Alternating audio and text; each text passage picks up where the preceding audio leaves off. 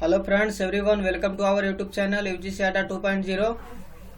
तो आज हम लोग बायोलॉजी का पार्ट 6 क्लास करेंगे। इसके पहले हम लोग 5 क्लास तक कर चुके हैं, तो उसका लिंक नीचे डिस्क्रिप्शन में दिया हुआ है, वहां से आप लोग देख सकते हैं। तो चलिए हम लोग अब अपने बिना समय गवाए हुए अपने क्लास को स्टार्ट करते हैं। फर्स्ट नंबर क्वेश्चन है आपके स्क्रीन पर कि मकड़ियों में कितनी जोड़ी आंखें होती है। बहुत ही शानदार क्वेश्चन और छोटा क्वेश्चन भी है कि मकड़ियों में कितनी जोड़ी आंखें होती है। आपके सामने ऑप्शन है 1, 2, 4, 8। तो इसका राइट आंसर आप लोग बताइए। ऑप्शन नंबर सी होगा 4। मकड़ियों में कितनी जोड़ी आंखें होती है? 4 होती है, यानी मकड़ियों संग ऑर्थोपोडा के प्राणी हैं। अगर एक क्वेश्चन पूछे कि मकड़िया के संग, लिख देते हैं आप लोग को सहूलियत के लिए, ऑर्थोपोडा के प्राणी हैं। चलिए नेक्स्ट क्वेश्चन है कि निम्नलिखित में से कौन सा जीव मोलस्क परिवार से संबंधित है। ऑप्शन है कॉकरोच, घोंघा, केचुआ, स्टार मछली। आप लोग अब वीडियो को शेयर नहीं करते हैं फ्रेंड्स, आप लोग वीडियो शेयर कीजिएगा तभी तो और लोग भी जानेंगे। तो वीडियो को शेयर कर दीजिए दोस्तों के पास, और साथ आप भी पढ़ें। और अभी तक मेरे चैनल को आप लोग सब्सक्राइब न किए तो साथ पहले जाकर चैनल को सब्सक्राइब करें और साथ ही बेल आइकन बटन को दबा लें, ताकि हर वीडियो का नोटिफिकेशन आपको पहले मिल जाए। तो चलिए इसका आंसर आप लोग दीजिए कमेंट बॉक्स में। निम्नलिखित में से कौन सा जीव मोलस्क परिवार से संबंधित है? इसका राइट आंसर हो जाएगा घोंघा। ऑप्शन नंबर बी हो जाएगा घोंघा, यानी घोंघा संघ मोलस्का परिवार से संबंधित है। घोंघा संघ मोलस्का परिवार से संबंधित है। चलिए नेक्स्ट क्वेश्चन है, मगरमच्छ के बच्चे को क्या कहा जाता है। बहुत ही इजी क्वेश्चन है और मजा भी आएगा। आप लोग वीडियो को देखते हैं तो कम से कम कमेंट बॉक्स में आंसर कर दिया करें। मगरमच्छ के बच्चे को क्या कहा जाता है? ऑप्शन है कोडलिंग, गोसलंग, फिंगरलिंग और हैचलिंग। तो इसका राइट आंसर हो जाएगा हैचलिंग। ऑप्शन नंबर डी सही हो जाएगा। मगरमच्छ के बच्चे को क्या कहा जाता है? हैचलिंग कहा जाता है। और कुछ जंतु का नाम इस प्रकार है, इसी साइड में यहाँ जंतु का हम नाम लिख देते हैं और यहाँ बच्चे का नाम लिख देते हैं। और यहाँ है 1 में कॉड मछली। और कॉड मछली के बच्चे का नाम है कोडलिंग। चलिए सेकेंड क्या है? सेकेंड है हंस।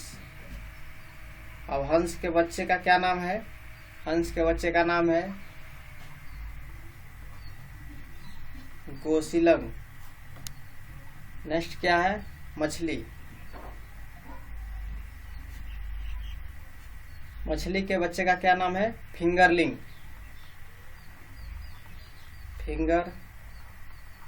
चाहिए यहाँ से 3-4 क्वेश्चन हो गया। एक बार फिर से रिपीट करना चाहते हैं कि कॉड मछली के बच्चे का नाम है कोडलिंग, और हंस के बच्चे का नाम है गोसिलंग है, और मछली के बच्चे का नाम है फिंगरलिंग। चलिए नेक्स्ट क्वेश्चन है कि निम्नलिखित में से रीढ़ की हड्डी वाला वर्टिब्रेट जीव कौन सा है। ऑप्शन है कीवी, स्पॉन्जस, स्टार मछली, थ्रेडवर्म।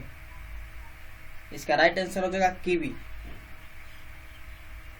निम्नलिखित में से रीढ़ की हड्डी वाला वर्टिब्रेट जीव कौन सा है? कीवी है। और यह पक्षी वर्ग के अर्थात एविज के अंतर्गत आता है। यह पक्षी वर्ग के एविज के अंतर्गत आता है और यह न्यूजीलैंड में पाया जाता है। एक क्वेश्चन में बनेगा कि कीवी पक्षी कहाँ में पाया जाता है, तो यह न्यूजीलैंड में पाया जाता है फ्रेंड। ठीक है, चलिए नेक्स्ट क्वेश्चन है कि सील मछली द्वारा किए गए आवाज को क्या कहते हैं। ऑप्शन है बार्क, मूंग, स्क्रीच या ग्राउ। तो इसका राइट आंसर हो जाएगा बार्क। ऑप्शन नंबर ए सही होगा। सील मछली द्वारा किए गए आवाज को क्या कहते हैं? बार्क कहते हैं। चलिए नेक्स्ट क्वेश्चन है कि निम्नलिखित में से किसके अधिकतम पैर होते हैं। ऑप्शन है मकड़ी, सहस्त्रपाद, गोजर, व्याध पतंग। आप लोग राइट आंसर बताइए इसका। इसका राइट आंसर हो जाएगा सहस्त्रपाद। ऑप्शन नंबर बी सही हो जाएगा यहाँ पर। सहस्त्रपाद निम्नलिखित में से किसके अधिकतम पैर होते हैं? सहस्त्रपाद को। और बताते चले कि यह संघ आर्थ्रोपोडा के डिप्लोपोडा वर्ग के प्राणी है। यह संघ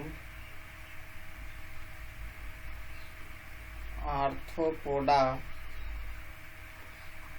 के डिप्लोपोडा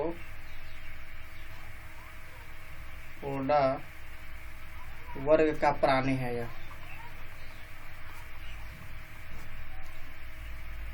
चलिए नेक्स्ट क्वेश्चन है कि निम्नलिखित जीवों में से कौन सा जीव मुकुलन बंटिंग द्वारा प्रजनन नहीं करता? ऑप्शन है मूंगा, हाइड्रा, स्पंज, एनिलिडो। इसका राइट आंसर हो जाएगा एनिलिडो। ऑप्शन नंबर डी सही होगा यहाँ पर। और इसमें एक चीज जान ले कि मुकुलन और बंडिंग अलैंगिक जनन का एक प्रकार है। मुकुलन और बंडिंग यह एक अलैंगिक जनन का एक प्रकार है। चलिए यहाँ से हो गया कॉन्सेप्ट क्लियर। नेक्स्ट क्वेश्चन है कि सबसे बड़ा स्तनपायी कौन सा है? आपके सामने ऑप्शन है अफ्रीकी हाथी, नर दरियाई घोड़ा, ब्लू व्हेल, नर हैमर हेड शार्क। इसका राइट आंसर हो जाएगा blue whale. Option number B सही हो जाएगा। सबसे बड़ा स्तनपायी कौन सा है? Blue whale. और इनकी लंबाई कितनी होती है ब्लू व्हेल मछली की? 35 मीटर। तथा वजन इसका कितना होता है? 150 टन। यानी ब्लू व्हेल 35 मीटर लंबा और 150 टन भारी होता है। और ये सिटेशिया वर्ग में आती है। ये सिटेशिया वर्ग में आती है ब्लू व्हेल मछली। चलिए यहाँ से कॉन्सेप्ट क्लियर हो गया। क्वेश्चन है कि किस युग के दौरान डायनासोर फले फूले? आपके सामने ऑप्शन दिया हुआ रहेगा प्रोटेरोजोइक ईरा, पालेओजोइक ईरा, सेनोजोइक ईरा और मेसोजोइक ईरा। इसमें राइट आंसर आप लोग बताइए। इसका राइट आंसर हम बता देते हैं। ऑप्शन नंबर डी सही होगा मेसोजोइक ईरा। किस युग के दौरान डायनासोर फले फूले? मेसोजोइक ईरा। और डायनासोर भीमकाय सरीसृप थे। यह एक सरीसृप थे प्राणी। चलिए नेक्स्ट नंबर क्वेश्चन आएगा कि मानव जनित जलवायु परिवर्तन के कारण विलुप्त होने वाले पहली स्तनपायी प्रजाति निम्नलिखित में से कौन सी है? ऑप्शन है ब्रेबिल के मेलोमेस, ऑर्सस के मॉरिटिमस, पेंथरा के अंसिया और पेंथरा के टाइग्रिस। इसका राइट आंसर हो जाएगा ऑप्शन नंबर ए सही होगा बेम्ब्रेल के मेलोमेस। बेम्ब्रेल के मेलोमेस चूहे जैसी प्रजाति है जिसे ऑस्ट्रेलियाई चूहा कहा जाता है। यानी फिर से एक बार बारीक से समझे कि बेम्ब्रेल एक मेलोमेस ब्रेबेल के मेलोमेस चूहे जैसी प्रजाति है जिसे ऑस्ट्रेलियाई चूहा भी कहा जाता है। जिसे ऑस्ट्रेलियाई चूहा भी कहा जाता है। चलिए नेक्स्ट क्वेश्चन है कि निम्नलिखित में से कौन सा विकल्प मार्सुपियल्स का उदाहरण है? ऑप्शन है कंगारू, व्हेल, जिराफ, रूस्टर। इसका राइट आंसर आप लोग बताइए जल्दी से। इसका राइट आंसर हो जाएगा ऑप्शन नंबर ए कंगारू। निम्नलिखित में से कौन सा विकल्प मार्सुपियल्स का उदाहरण है? कंगारू। चलिए नेक्स्ट क्वेश्चन पर हम लोग आते हैं। क्वेश्चन है कि लीमर क्या है? ऑप्शन है मानव शरीर में एक हड्डी है, या कैंसर के विकास का एक प्रकार है, या एक साधारण मशीन है, या मेडागास्कर में पाया जाने वाला एक जानवर है। इसका राइट आंसर हो जाएगा ऑप्शन नंबर डी मेडागास्कर में पाया जाने वाला एक जानवर है। लीमर प्राइमेट्स समूह का सदस्य है जो केवल मेडागास्कर द्वीप पर ही पाए जाते हैं। कितना शानदार बात है कि लीमर प्राइमेट्स समूह का एक सदस्य है जो केवल मेडागास्कर द्वीप पर ही पाए जाते हैं। आप लोग वीडियो को पूरा देखिएगा, भगाइएगा नहीं। क्वेश्चन है कि निम्नलिखित में से किसमें होमोडोंट दांत पाए जाते हैं? ऑप्शन है मछली, मानव, तेंदुआ, घोड़ा। तो इसका राइट आंसर हो जाएगा मछली। निम्नलिखित में से किसमें होमोडोंट दांत पाए जाते हैं? मछली में पाया जाता है। और बताते चले कि मत्स्य वर्ग अर्थात मछलियों में सभी दांत एक समान होते हैं। ऐसे दांत होमोडोंट या इसको बोल सकते हैं आइसोडोंट कहलाते हैं। ठीक है, चलिए नेक्स्ट क्वेश्चन है कि निम्नलिखित में से खाद्य श्रृंखला फूड चेन का दूसरा पौष्टिक स्तर क्या है? ऑप्शन है घास, चूहा, सांप, चील। तो इसका श्रृंखला इस प्रकार से चलेगा, घास यानी चूहा घास पर निर्भर है, सांप चूहा पर और चील सांप। तो सेकेंड नंबर पर आ जाता है दूसरा पौष्टिक आहार। यहाँ राइट आंसर हो जाएगा चूहा, ऑप्शन नंबर बी सही हो जाएगा। चलिए नेक्स्ट क्वेश्चन है ऑक्टोपस के खून का रंग कैसा है? ऑप्शन है लाल, नीला, गुलाबी या काला। तो इसका राइट आंसर हो जाएगा बी, नीला है। ऑक्टोपस के खून का रंग कैसा है? नीला है। यह मोलस्का संघ का प्राणी है। ऑक्टोपस एक मोलस्का संघ का प्राणी है। चलिए नेक्स्ट नंबर क्वेश्चन पर हम लोग आते हैं। क्वेश्चन है कि निम्नलिखित में से कौन सा इस समूह से संबंधित नहीं है? ऑप्शन है पांडा ग्लोबल, रैबिट, आवास, कैसअस्करी। इसका राइट आंसर आप लोग बताइए। ऑप्शन नंबर बी सही हो जाएगा, रैबिट। खरगोश या रैबिट लागोमार्फा गण के अंतर्गत आने वाला एक छोटा शाकाहारी स्तनधारी है। खरगोश या रैबिट माने खरगोश होता है, इंग्लिश नाम यहाँ पर दे दिया है। तो क्वेश्चन निम्नलिखित में से कौन सा इस समूह से संबंध नहीं है? रैबिट। चलिए नेक्स्ट क्वेश्चन है कि मनुष्य मैमेलिया स्तनधारी वर्ग से संबंधित है जिसमें निम्नलिखित में से एक नहीं आता है, वह कौन सा है? चूहा, छिपकली, बिल्ली और सुअर। तो इसका राइट आंसर हो जाएगा छिपकली। सिर्फ इसमें छिपकली ही जो है स्तनधारी वर्ग से संबंधित नहीं है, बाकी चूहा, बिल्ली, सुअर ये सब स्तनधारी वर्ग से संबंधित है।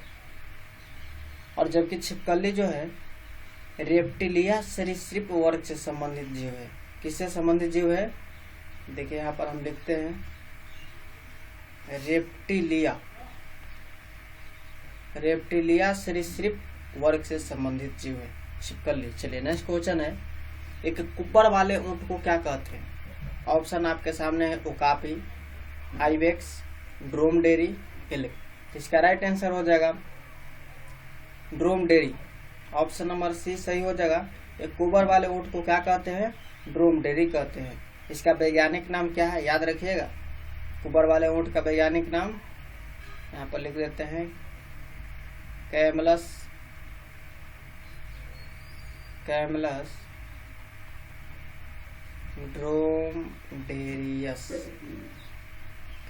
ड्रोमडेरियस। चलिए नेक्स्ट क्वेश्चन है कि हाथी, भालू और गैंडे यानी किसके उदाहरण है? ऑप्शन है स्तनधारी का, पक्षी का या उभयचर का या सरीसृप का।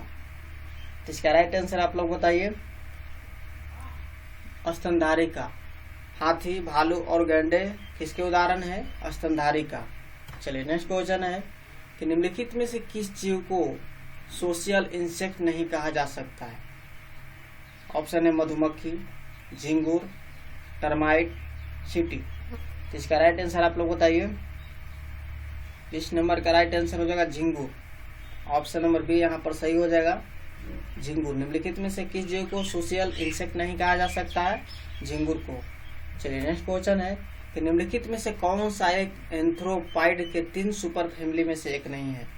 ऑप्शन नए जमाने के बंदर, पुराने जमाने के बंदर, होमिनाइडस, एंथ्रोपिंटेक्स। ऑप्शन भी गजब प्रकार से। तो इसका राइट आंसर हो जाएगा ऑप्शन नंबर डी सही होगा एंथ्रोपिथेकस। निम्नलिखित में से कौन सा एक एंथ्रोपाइड के 3 सुपर फैमिली में से एक नहीं है? एंथ्रोपिथेकस। चलिए नेक्स्ट क्वेश्चन है, अनुवर्तन अधिकांशतः दर्शाता है। ऑप्शन है मानवीय व्यवहार के पैटर्न, किसी पौधे का दिशात्मक विकास, पक्षियों का प्रवास या पशु प्रजातियों का दीर्घायु। तो इसका राइट आंसर आप लोग बताइए जल्दी से कमेंट बॉक्स में। वीडियो भी बहुत लंबी होती जा रही है। तो इसका राइट आंसर हो जाएगा किसी पौधे का दिशात्मक विकास।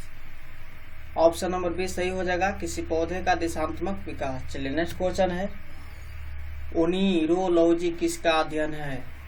वाह, ऑप्शन है भगवान, ये तो होगा ही नहीं भाई। सपने, नींद, रंग। तो इसका राइट आंसर हो जाएगा बी यानी सपनों। ओनिरोलॉजी सपनों का अध्ययन है और इसके अंतर्गत स्वप्न तथा मस्तिष्क की गतिविधि के मध्य संबंधों का अध्ययन किया जाता है ओनिरोलॉजी के अंतर्गत। चलिए नेक्स्ट क्वेश्चन है यहाँ पर, निषेचन, विकास, विभाजन और विभिन्नता, छूट गया यहाँ पर, विभिन्नता के अध्ययन को किस नाम से जाना जाता है? ऑप्शन है भ्रूण विज्ञान, फिजियोलॉजी, अनुवांशिकी, क्रमागत उन्नति। तो इसका राइट आंसर हो जाएगा भ्रूण विज्ञान। ऑप्शन नंबर बी यहाँ पर ऑप्शन नंबर ए सही हो जाएगा भ्रूण विज्ञान। निषेचन, विकास, विभाजन और विभिन्नता के अध्ययन को किस नाम से जाना जाता है? भ्रूण विज्ञान के नाम से जाना जाता है। चलिए नेक्स्ट क्वेश्चन है,